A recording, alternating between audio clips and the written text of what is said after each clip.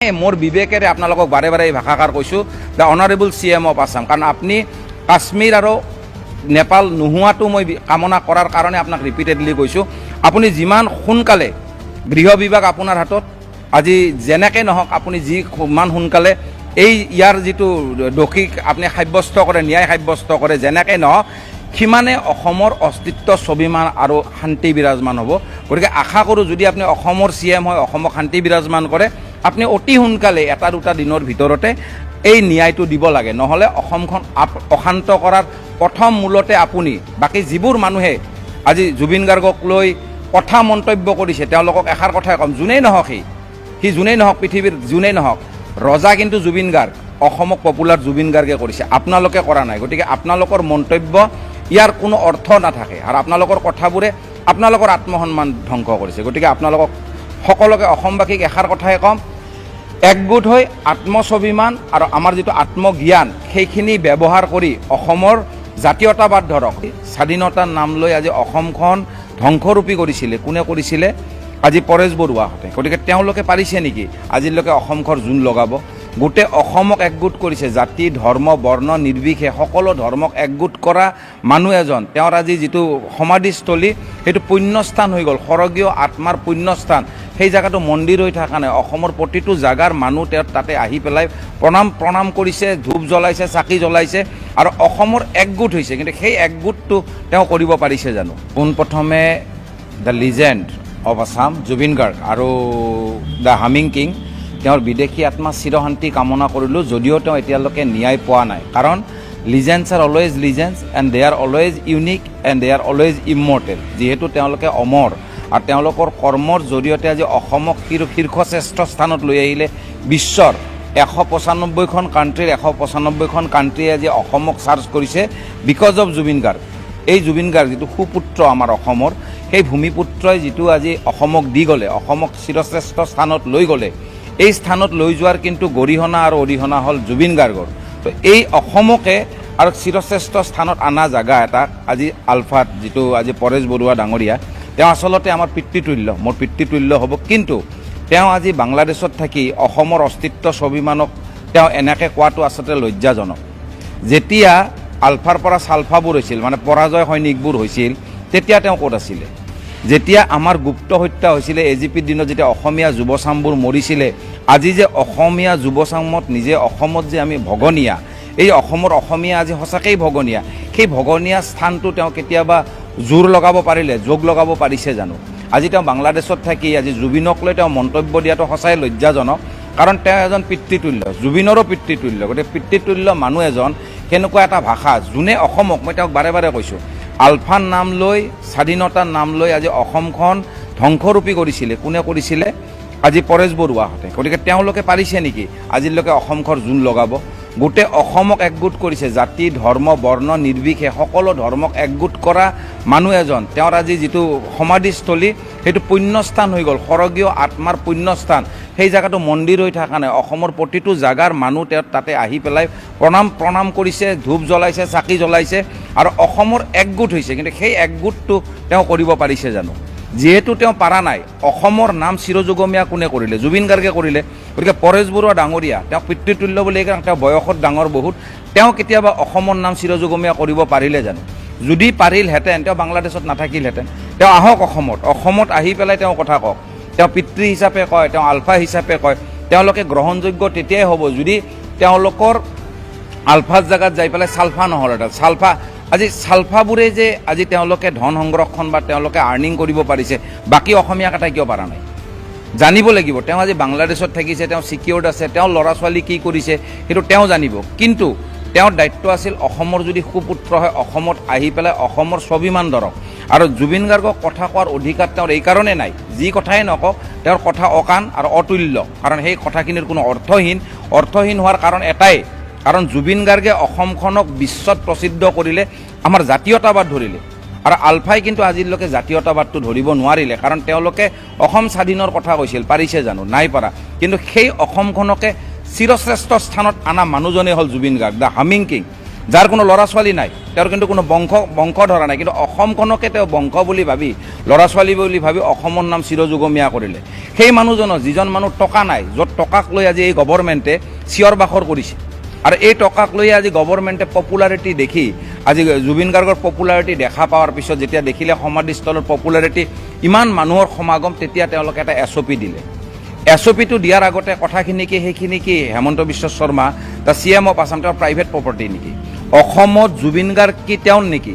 জুবিন গাৰ্গ কি গৰিমা বাইদেউ নেকি? বৰ্তমান জুবিন গাৰ্গ অসমৰ স্বাভিমান, অসমৰ সুপুত্ৰ, অসমৰ অস্তিত্ব, আত্মসন্মান, গৌৰৱ আৰু অসমৰ স্থান 195খন কাণ্ট্ৰিত মানে পপুলাৰ কৰা মানুহজনেই হ'ল জুবিন গাৰ্গ, যোনে প্ৰকৃতি প্ৰেমী, প্ৰকৃতিক লৈ more than 40,000 গান গাইছিলে, 40 লেংগুৱেজ, ডিফাৰেঞ্চ অফ লেংগুৱেজত গান গোৱা মানুহ এজন, যোনে নিৰহ মানুহক নিজৰ পকেটত এটকা নাথাকাৰ পিছতো বেলেগক সহযোগিতা কৰিছে আৰু বেলেগক সহায় কৰিব হাত আগবঢ়াইছে, মানে তেওঁ দিয়াৰ অধিকাৰী, মানে তেওঁ ৰজা, আৰু ৰজা সদায় দিয়াৰ অধিকাৰী। সেই মানুহজনক এনেকুৱা কিছুমান তাচ্ছল্য মানৱ, যাৰ নেকি অহাকালি মৰিলে তেওঁৰ তাতে 10টা এটা মানুহ নহ'ব। মোক আজি এষাৰ কথা কওক, যিজন আমাৰ পৰেশ বৰুৱা ডাঙৰীয়া, তেওঁ যদি কেতিয়াবা ঢুকায়, তেওঁ ভালদৰে জানে, কাৰণ তেওঁ আমাতকৈ বিজ্ঞ, বয়সত ডাঙৰ, তেওঁ মৰিলে কেইটা মানুহ হ'ব? সেই মানুহখিনি আহৰণ আৰু আৰ্নিং কৰিব পৰা মানুহজনে, অৰ্জন কৰিব পৰা মানুহজনে হ'ল জুবিন গাৰ্গ। গতিকে সেই মানুহজনক আপোনালোকে বক্তব্য দিব, তেওঁক ছুইচাইডৰ কথা কয়, টেণ্ডেঞ্চি কয়, সেই কয়, এইবোৰ আপোনালোকে একদম অৰ্থহীন, আৰু একদম কয় যে অসমীয়া জাতিটো হ'ল কেঁকুৰাজ জাত, এজনকো মানে কেঁকুৰা, মানে নিজৰ মাকৰ বুকু খাই জন্ম লোৱা জাতি। সেই জাতিটোৰ প্ৰমাণ দিলে আজি পৰেশ বৰুৱা ডাঙৰীয়া, কাৰণ জুবিন গাৰ্গক লৈ কম্প্ৰমাইজ নহয়। আপুনি যদি কম্প্ৰমাইজ কৰিব যায়, তাৰমানে আপুনি জাতীয়তাবাদ বিক্ৰী কৰি আছে। হেমন্ত বিশ্ব শৰ্মাই যদি কম্প্ৰমাইজ কৰিব যায়, SOP দিছে, ভাল কথা, যদি SOPটো দিয়াৰ নিচিনা, যিমান সোনকালে SOP দিলে, মদ খোৱাৰ কাৰণে দিছে, মদৰ বিপণীবোৰ চববোৰ বন্ধ কৰি কেলে নিদিয়ে? হিন্দু গভৰ্ণমেণ্ট বোলে, এইটো হিন্দু গভৰ্ণমেণ্টে মদ বিক্ৰী কৰে নেকি? শাস্ত্ৰত 5টা শ্ৰেষ্ঠ পাপৰ এটা পাপ হ'ল সুৰাপান কৰা। এই সুৰাপাই কৰা ব্যৱসায়টো তেওঁলোকে যদি মদ বিক্ৰী কৰিবৰ কাৰণে অৰ্ডাৰ কৰিব পাৰে, লাইচেঞ্চ দিব পাৰে, তেতিয়াহ'লে মানুহে মদ খাই যোৱাতে তাত তেওঁলোকৰ হোম ডিপাৰ্টমেণ্ট কি কৰি আছে? গৃহ বিভাগ কোনে চাই আছে? পুলিচৰ কাম কি? তেওঁলোকৰ দায়িত্ব হ'ল সমাধিস্থলটো পুণ্য পৰিৱেশত ৰাখা, তাতে এটা জেগাত 100টা পুলিচ কিয় নিদিলে?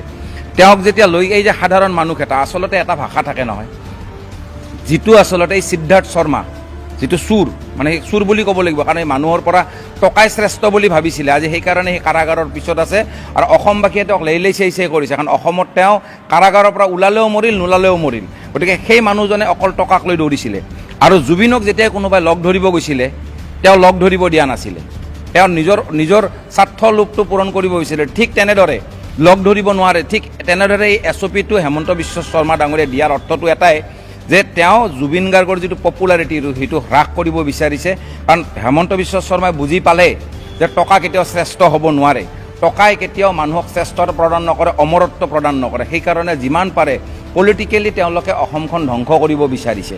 আৰু অসমৰ যিটো পপুলাৰ, এই যে স্থান, মই বাৰে বাৰে কৈছোঁ, যিটো পপুলাৰিটি আজি অসমৰ কাৰণে আমাৰ জুবিন গাৰ্গে আনিলে, the humming king, the legend, আমাৰ যিটো সোল অফ আছাম, সেইখিনি কৰ্ম হেমন্ত বিশ্ব শৰ্মাই কৰিব পাৰিব নেকি? কুৱেশ্যন তেওঁ, কাৰণ তেওঁ অসমখন ধাৰুৱা কৰিছে 2,00,000 কোটি টকাৰে। তেওঁ ভাৰতবৰ্ষত আজি বিজেপি গভৰ্ণমেণ্ট শীৰ্ষস্থানত আছে ভাৰতবৰ্ষক লোনত স্থাপিত কৰাৰ কাৰণে, কাৰণ বাংলাদেশ আৰু পাকিস্তানতকৈ লোন আমাৰ ইণ্ডিয়াৰ বেছি। গতিকে এইটো লজ্জিত বেপাৰ। আৰু অসমক লৈ যোনেই পলিটিক্স কৰিব, জুবিন গাৰ্গক লৈ, তেওঁলোকৰ অস্তিত্ব, স্বাভিমান, এই যে ব্ৰহ্মপুত্ৰৰ যিটো ধাৰ, আমাৰ অসমীয়া, আমাৰ আত্মসন্মান, আমি যিটো স্বাভিমান, জাতীয়তাবাদ, এই জাতীয়তাবাদে তেওঁলোকক উটুৱাই লৈ যাব। কাৰণ এইবাৰ জুবিন গাৰ্গৰ অৰ্থ এটাই, জুবিন গাৰ্গৰ ন্যায় পোৱা মানেই হ'ল অসমৰ স্বাভিমান, অসমৰ জাতীয়তাবাদ, অসমৰ মৰম আৰু অসমৰ আত্মসন্মান। এই তিনিটা বস্তু ৰক্ষা, যদি এইবাৰ ৰক্ষা নহয়, যেনেকৈ কয় আজিৰ অসমীয়াই নিজক নিচিনিলে অসম ৰসাতলৈ যাব, এইষাৰ ভাষা আছিলে আমাৰ ভূপেন হাজৰিকাদেউ, হয়নে নহয়? যদি ঠিক সেই ভাষাষাৰ আজি প্ৰযোজ্য হৈছে। আৰু এই কিছুমান সাধাৰণ পলিটিচিয়ান, যিবোৰে অসমখন বিক্ৰী কৰি খাইছে, 2,000 কোটি টকা লোন, বুজিব লাগে অসমবাসীয়ে, হিতাধিকাৰী অকল যদি আঁচনি ল'লেই অসমত মানুহ চিৰযুগমীয়া হ'লহেঁতেন, জুবিন গাৰ্গৰ লগত 10,000 টকা এটা নাথাকা মানুহ ল'ৰা ছোৱালী নাথাকা মানুহ তেওঁ কেনেকৈ বিশ্বত প্ৰসিদ্ধ মানুহ হ'ল, লিজেণ্ড হ'ল, আৰু অসমৰ নাম তেওঁ বিশ্বত কেনেকৈ উজ্বলালে জানিব লগা কুৱেশ্যন। গতিকে পৰেশ বৰুৱা ডাঙৰীয়া সেইটো মই কথাষাৰ কৈছোঁ, যেতিয়া তেওঁ তাচ্ছল্য মন্তব্য নকৰে, নিজৰ যিখিনি আত্মসন্মান আছে কেঁকুৰাৰ বুকু খাই জন্ম পোৱাৰ নিচিনাই তেতিয়া সেই চৰিত্ৰটো প্ৰকাশ নকৰে। আৰু হেমন্ত বিশ্ব শৰ্মা ডাঙৰীয়া দ্য CM অফ আছাম মাননীয়, মই বাৰে বাৰে কৈছোঁ ডাঙৰ চেয়াৰত বহিলে ৰজা হ'ব নোৱাৰে। এইষাৰ কথা মই এই কাৰণে কৈছোঁ, ইয়াৰ অৰ্থ এটাই, যেনেকৈ জাপানৰ মানুহে ভাৰতবৰ্ষক বেয়া পায়, ভাৰতবৰ্ষৰ ইতিহাসক সদায় তেওঁলোকৰ স্কুলত পঢ়িব দিয়ে, কিন্তু সেইটো সতৰ্কবাণী হিচাপে। কাৰণ ভাৰতৰ মানুহে যেতিয়া আমাৰ ইংৰাজে আমাক শাসন কৰিছিলে 100 বছৰ, তেতিয়াও 30 কোটি মানুহ আছিলে, কিন্তু 30 কোটি মানুহ থকাৰ পিছতো আজি জালিয়ানাবাগত যিবোৰ মানুহ হত্যাকাণ্ড হৈছিলে, কৰ্ণেল ডায়াৰে যিটো কৰিছিলে তাত কিন্তু হত্যা কৰাৰ মানুহখিনিক, যিখিনি মানুহ মাৰিছিলে ভাৰতীয়, তাত কিন্তু ট্ৰিগাৰত হাত লগোৱা মানুহ আমাৰ ভাৰতীয় আছিলে। গতিকে সেই ভাৰতীয় মানুহখিনিয়ে যেতিয়া ভাৰতীয়কে মাৰিব পাৰে, গতিকে এনে এটা স্থানত এই অসমত কিছুমান আজি পালি পহৰি যিবোৰ আজি ৰাজত্ব ভাল লৈছে বা অসমৰ বাহিৰত থাকিছে, নাম অসমীয়াত দিছে, থাকে বাংলাদেশত, সেইটো কথা ক'লে নহ'ব। কাৰণ অসমৰ জাতীয়তাবাদ ৰখা মানুহজনেই হ'ল জুবিন গাৰ্গ। গতিকে সেইকাৰণে যিহেতু জাপানে আমাক বেয়া পায়, বেয়া পোৱাৰ কাৰণ এটাই, কাৰণ আমি আমাৰ ভৰিত নিজে কুঠাৰ মাৰোঁ। গতিকে আপোনালোকে এই কামটো নকৰিব, কাৰণ এই কাৰণে নকৰিব, আপোনালোকে একো কৰিব নোৱাৰে আলফাৰ নাম লৈ পেলাই। এতিয়ালৈকে প্ৰফুল্ল কুমাৰ মহন্ত, যোনে আজি গুপ্ত হত্যা কৰিছিলে, ধৰি ৰাখিব পাৰিছে জানো? ৰাখিব? তেওঁক আজিলৈকে জীৱিত আছে, তেওঁক কিয় একো নকৰিলে? যোনে যুৱচাম ধ্বংস কৰিলে আমাৰ, আৰু এই যে অসমখন যে ধ্বংস কৰিলে, লোন লৈ পেলাই আজি কংক্ৰিট কৰি দিলে অসমখন, এই যে হেমন্ত বিশ্ব শৰ্মাই, এই জাতীয়তাবাদৰ যিটো চৰিত্ৰ, তেওঁ ইমান আমাৰ ডাঙৰ এটা লিজেণ্ড, তেওঁক আনাতে তেওঁ লাগেজত লৈ আহিছে, তেওঁ এখন চাৰ্টাৰ ফ্লাইটত আনিব নোৱাৰিলে ডেড বডিটো। তেওঁ আনাৰ পিছত তাচ্ছল্য মন্তব্য কৰিছিলে যে তেওঁ অহাৰ লগে লগে এটা মাত্ৰ ৰাতিপুৱা 6টা বজাত ঘৰত যাব, ৰাতিপুৱা 7টাৰ পৰা গধূলি 7টালৈকে পুষ্পাঞ্জলি দিব, শ্ৰদ্ধাঞ্জলি দিব, তাৰ পিছদিনাখনে তৎকাল তেওঁক জ্বলাই দিব সোণাপুৰত। পাৰিছে জানো? প্ৰতিটো বস্তুতে তেওঁ বিফল হৈছে আৰু লজ্জিত। তেওঁ লজ্জিতৰ কাৰণ এটাই, কাৰণ তেওঁ বুজি পাইছে এইবাৰ অসমীয়াৰ যিটো সোঁত, যিটো আমাৰ ব্ৰহ্মপুত্ৰৰ ধাৰ, সেই ধাৰটো তেওঁ এইবাৰ উটি যাব বুলি তেওঁ ভালদৰে জানে। গতিকে সেইখিনি কথাই মই দুটা কথাষাৰ ক'ব পাৰিম, আজি হেমন্ত বিশ্ব শৰ্মাকে হওক বা পৰেশ কুমাৰ ডাঙৰীয়াকে হওক। গতিকে তেওঁ অসমখন বিক্ৰী কৰিব যেতিয়া তেওঁলোকে নিবিচাৰে, কাৰণ অসমক চিৰযুগমীয়া আৰু শান্তি প্ৰতিষ্ঠা জুবিন গাৰ্গে কৰিলে, আপোনালোকে কৰিব পৰা নাই আৰু আপোনালোকে নোৱাৰেও, কাৰণ আপোনালোকে হ'ল টকালোভী মানুহ হয়তো, নহ'লে আজি পৰেশ বৰুৱা ডাঙৰীয়া আপুনি এনেকুৱা এটা ভাষা নক'লেহেঁতেন। যোনে অসমক চিৰযুগমীয়া কৰিছে, তেওঁক আপোনালোকে সেনেকুৱা ভাষা কোৱাটোতে এটা ডাঙৰ পলিটিক্স সোমাই থাকে। ন্যায় যাত্ৰা বুলি কাক কয়? তেওঁ যেতিয়া বাকীবোৰ মানুহ যিবোৰ পালি পহৰি, কিছুমান মাটিৰ দালাল, এইবোৰ দালাল সেইবোৰ দালালক যেতিয়া এনকাউণ্টাৰ কৰিছিলে, 3,70,00,000 মানুহ অসমত, মই ৰিপিট কৰিছোঁ 3,70,00,000, সেই যিটো জাতীয়তাবাদৰ ভিৰ, জাতীয়তাবাদৰ যিটো মনৰ যিটো ক্ষোভ, যিটো গভীৰতাৰে নীৰৱৰে তেওঁলোকে তেওঁক স্পৰ্শ বা দেখি আছে, তেওঁক চকু দিছেতো হেমন্ত বিশ্ব শৰ্মা, এই 3,70,00,000 মানুহৰ জাতীয়তাবাদৰ স্বাৰ্থত তেওঁ এই 4টা বা 5টা মানুহক এনকাউণ্টাৰ কিয় কৰিব নোৱাৰিলে?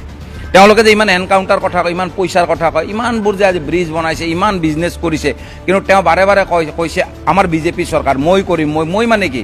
আপোনাকে আমাৰ টেক্সৰ পৰা আপুনি দৰমহা লৈ আছে, আৰু আপুনি কয় আপুনি চবতকৈ শক্তিশালী মানুহ ভাৰতবৰ্ষৰ, এয়ে শক্তি নেকি? জাতীয়তাবাদ যোনে ধৰিলে, যিখন অসমৰ আপুনি CM, আপোনাক এটা হ'লেও মানুহে কম চিনি পায়, কিন্তু বিশ্বত আজি চবতকৈ পপুলাৰ মাইকেল জেকছনতকৈ ওপৰত হ'ল আজি জুবিন গাৰ্গ। সেই মানুহজনক বিশ্বত নিচিনা মানুহ নাই, আৰু আপোনাক কিন্তু চিনিব লগা হ'লে আপোনাক এটা ডেজিগনেশ্যন দিব লাগিব। গতিকে অসমখন পপুলাৰ আপুনি কৰা নাই, অসমখন পপুলাৰ কৰিলে জুবিন গাৰ্গে, দ্য লিজেণ্ড অফ আছাম, আৰু আপুনি অসমখন ধাৰুৱা কৰিছে। গতিকে আপুনি ইমান লজ্জিত কেলে? এষাৰ কথা সদায় মনত ৰাখিব লাগে, ন্যায় আৰু ধৰ্ম প্ৰতিষ্ঠা কৰিব লগা হ'লে আপুনি সদায় কৰ্ম ভাল কৰিব লাগিব, আৰু ন্যায় আৰু ধৰ্মত এষাৰ কথা সদায় থাকে। প্ৰফুল্ল কুমাৰ মহন্তক চাওক কি অৱস্থা, তেওঁ মৰা নাই, কিন্তু তেওঁ মৰাতকৈ এটা বেলেগ ধৰণৰ এটা অৱস্থা, তেওঁ যিটোক আমি লজ্জিত বুলি ক'ম বা লজ্জাজনক অৱস্থা। গতিকে টকাই শ্ৰেষ্ঠ হ'ব নোৱাৰে, ল'ৰা ছোৱালী জন্ম দিলেই বংশ হ'ব নোৱাৰে, সেইষাৰে কথা মই আপোনাক বাৰে বাৰে ৰিপিট কৰিম। আৰু এই যে আপোনালোকে যিটো ৰেলী কৰিছে, ৰেলীটো আপোনালোকৰ এইটো হাই পলিটিকেল এক্টিভিটিজ, কাৰণ আপোনালোকে ন্যায় দিব পৰা নাই, আৰু আপোনালোকে কথাবোৰ SOPৰ জৰিয়তে হওক, আপোনালোকৰ ৰেলীৰ জৰিয়তে হওক, আপোনালোকে এই কথাবোৰ আচলতে এটা বেলেগ এটা ৰাস্তা দিব বিচাৰিছে। জুবিন গাৰ্গক আপোনালোকে কেনেকৈ ন্যায় নিদিয়ে, বা আপোনালোকে এনেকুৱা এটা দেখাব বিচাৰিছে। মই সিদিনাখনো কৈছোঁ, আজিও কৈছোঁ, দুদিন পিছত হয়তো এইকেইটা মানুহ উপায়বিহীন হ'ব। 3,70,00,000 মানুহ তাতে জেলত থাকিলেও মৰিল, নাথাকিলেও মৰিল। এই মানুহখিনিৰ জৰিয়তে তেওঁলোকে দুদিন পিছত তেওঁলোকক ছুইচাইড কৰাই দিব বা ছুইচাইড কৰা বুলি এটা নোট লিখি দিব, দি ক'ব যে আমি দোষী নাছিলোঁ। সেইখিনিকে অসমবাসীক দেখাব যে অসমবাসীৰ কাৰণে এই মানুহখিনিয়ে ছুইচাইড কৰিব লগা হ'ল, এওঁলোকে দোষী নাছিলে। কাৰণ আমাৰ লগত এই মানুহখিনি আজি শ্যামকানু মহন্ত বা সিদ্ধাৰ্থ শৰ্মা তেওঁলোকে আমাৰ লগত অতঃপ্ৰীত জড়িত নহয়তো, জড়িত তেওঁলোকৰ লগত, হেমন্ত বিশ্ব শৰ্মাহঁতৰ লগত জড়িত। আৰু সেই মানুহখিনি তেওঁলোকৰ লগত বহি তেওঁলোকে পাৰ্টি কৰিছে, খাইছে, বহিছে।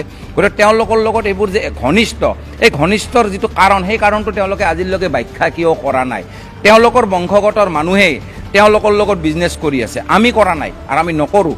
আৰু নকৰাৰ কাৰণে এই জাতীয়তাবাদৰ বৃহৎ স্বাৰ্থত আপোনালোকে এই 5জন মানুহক যিমান দেৰি কৰিব সিমানে অসমৰ অৱস্থাটো নেপাল আৰু কাশ্মীৰৰ নিচিনা হ'ব, যিখিনি মোৰ নিচিনা অসমীয়া এটা জাতীয়তাবাদ থকা অসমীয়া এটাই নিবিচাৰোঁ। আৰু কাৰণেহে মোৰ বিবেকেৰে আপোনালোকক বাৰে বাৰে এই ভাষাষাৰ কৈছোঁ, the honourable CM of Assam. কাৰণ আপুনি কাশ্মীৰ আৰু নেপাল নোহোৱাটো মই কামনা কৰাৰ কাৰণে আপোনাক ৰিপিটেডলি কৈছোঁ, আপুনি যিমান সোনকালে গৃহ বিভাগ আপোনাৰ হাতত, আজি যেনেকৈ নহওক আপুনি যিমান সোনকালে এই ইয়াৰ যিটো দোষীক আপুনি সাব্যস্ত কৰে, ন্যায় সাব্যস্ত কৰে, যেনেকৈ নহওক সিমানে অসমৰ অস্তিত্ব স্বাভিমান আৰু শান্তি বিৰাজমান হ'ব। গতিকে আশা কৰোঁ যদি আপুনি অসমৰ CM হয়, অসমক শান্তি বিৰাজমান কৰে, আপুনি অতি সোনকালে 1-2 দিনৰ ভিতৰতে এই ন্যায়টো দিব লাগে। নহ'লে অসমখন অশান্ত কৰাৰ প্ৰথম মূলতে আপুনি বাকী যিবোৰ মানুহে আজি জুবিন গাৰ্গক লৈ কথা মন্তব্য কৰিছে, তেওঁলোকক এষাৰ কথাই ক'ম, যোনেই নহওক সি যোনেই নহওক, পৃথিৱীৰ যোনেই নহওক, ৰজা কিন্তু জুবিন গাৰ্গ, অসমক পপুলাৰ জুবিন গাৰ্গে কৰিছে, আপোনালোকে কৰা নাই। গতিকে আপোনালোকৰ মন্তব্য ইয়াৰ কোনো অৰ্থ নাথাকে আৰু আপোনালোকৰ কথাবোৰে আপোনালোকৰ আত্মসন্মান ধ্বংস কৰিছে। গতিকে আপোনালোকক সকলোকে অসমবাসীক এষাৰ কথাই ক'ম, একগোট হৈ আত্মস্বাভিমান আৰু আমাৰ যিটো আত্মজ্ঞান সেইখিনি ব্যৱহাৰ কৰি অসমৰ জাতীয়তাবাদ ধৰক, জয়াই অসমৰ ধ্বনিটো যেতিয়া চিৰযুগমীয়া হৈ থাকে, নহ'লে অসম ভগনীয়া হৈ গৈছে।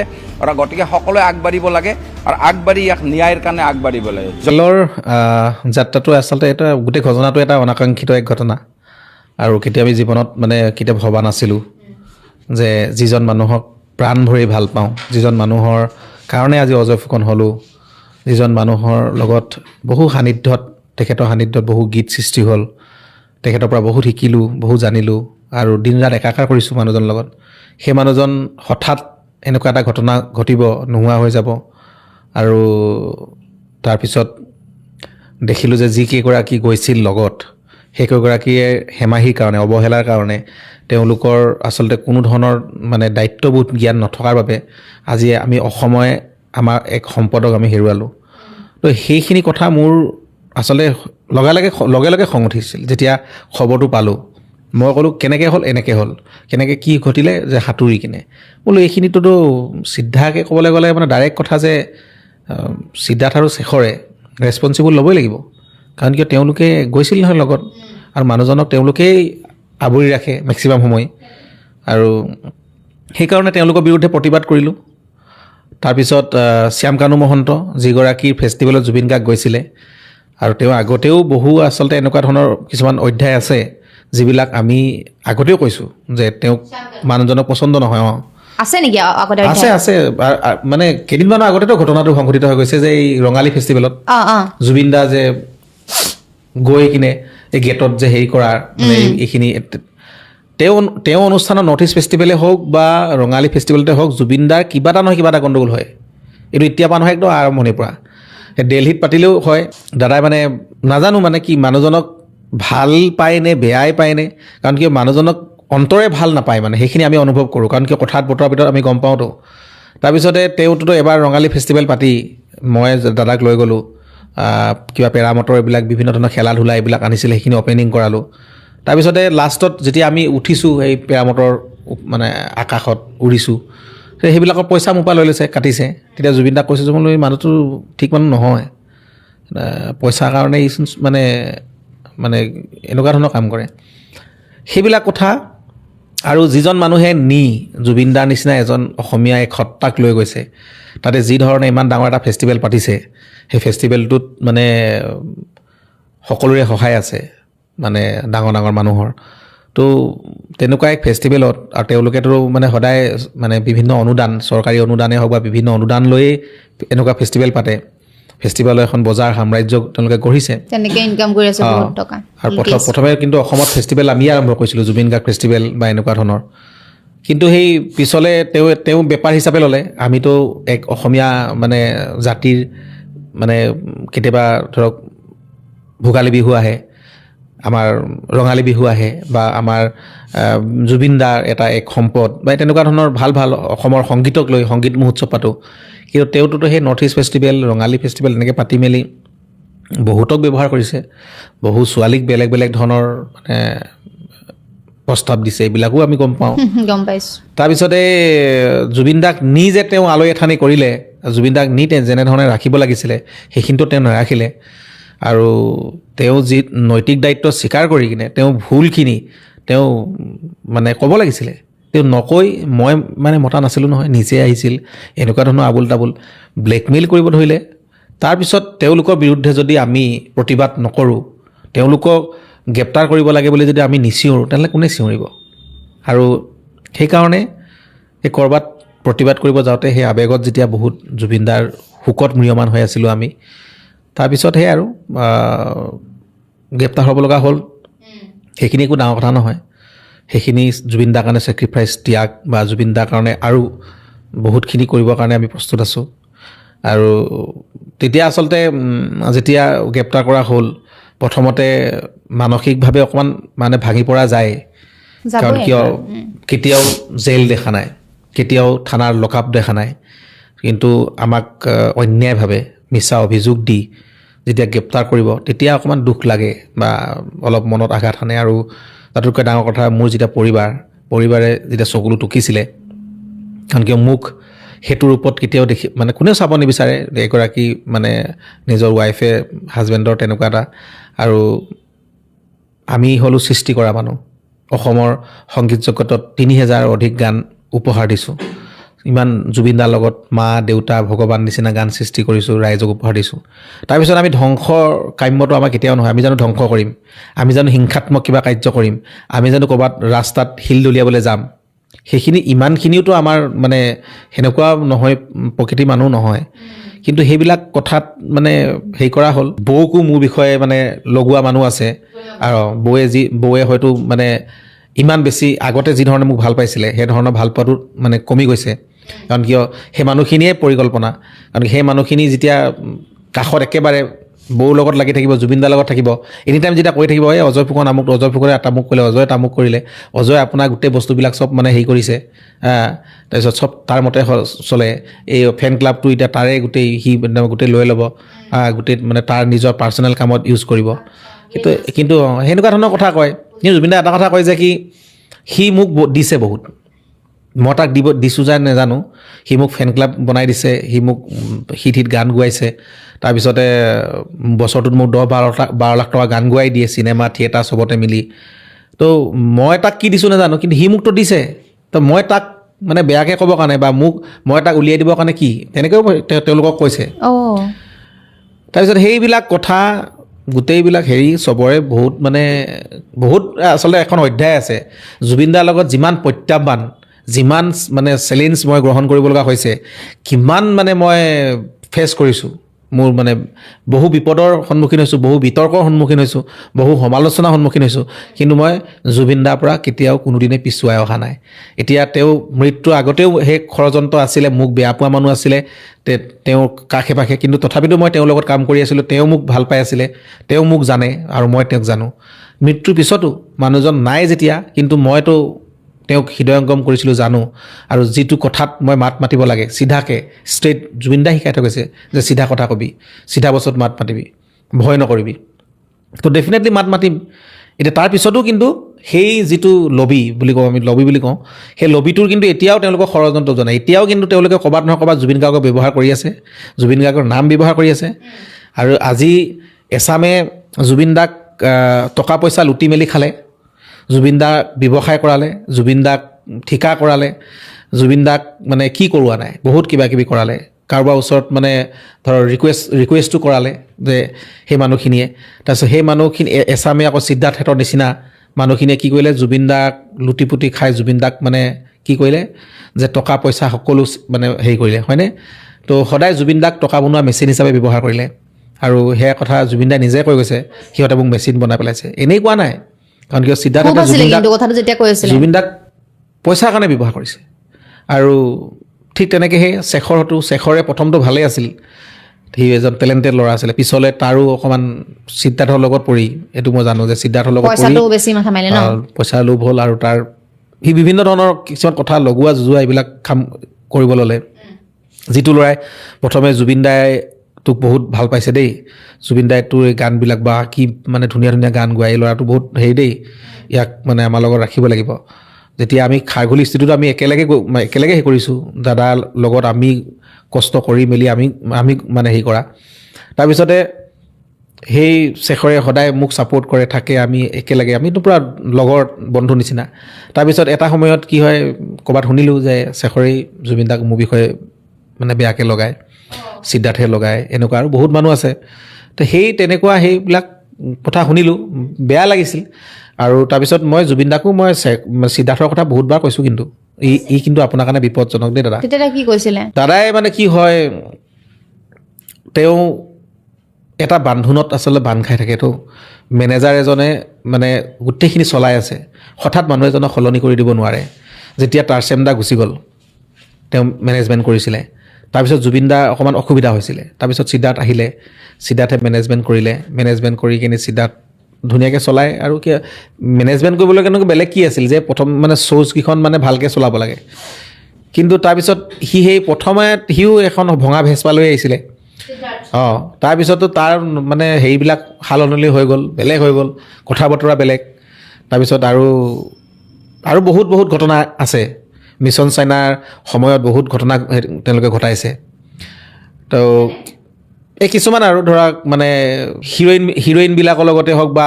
যিবিলাক আহে কাম কৰা ছোৱালীবিলাকৰ লগতে হওক মানে তেওঁলোকৰ মানে হেৰি মানে প্ৰেম হ'ব আমুক হ'ব প্ৰেম কৰিব লাগিব তেনেকুৱা আৰু আছে বহুতৰ মানে এইবিলাক অধ্যায় আছে এইবিলাক কলা অধ্যায় আচলতে असम की मिट्टी आपकी गूंज अभी जगी है सिंगापुर की लहरों में सितारा हमने खोया है कुत्तों ने खा गए आपकी मेहनत का ताज किला हरामी लोगों ने छीन ली हमसे आपकी आवाज हर वीडियो और तस्वीर में आपकी लाचारी है अब सच को दबाना किसी के बस की बात नहीं है डॉक्टर ने कहा कमजोर है पानी और आग से संभालो इसे पर लहरों में बिना जैकेट क्यों छोड़ा उसे हर गीत हर हंसी हर सपना चुराया गया हमसे फिर भी यादों में आप हमेशा जिंदा रहेंगे सोशल मीडिया पर सच उभर आया वीडियो क्लिप्स ने राज दिखाया किसके हाथों में छुपा है ये काला राज हर दिल में गूंजती है आपकी पुकार असम से सिंगापुर तक आपकी कहानी सुनाएंगे हम कुत्ते केला हरामी अब क्यों फरार है सब उन कुत्तों को जनता के हवाले कर दो जनता करेगी उनका इंसाफ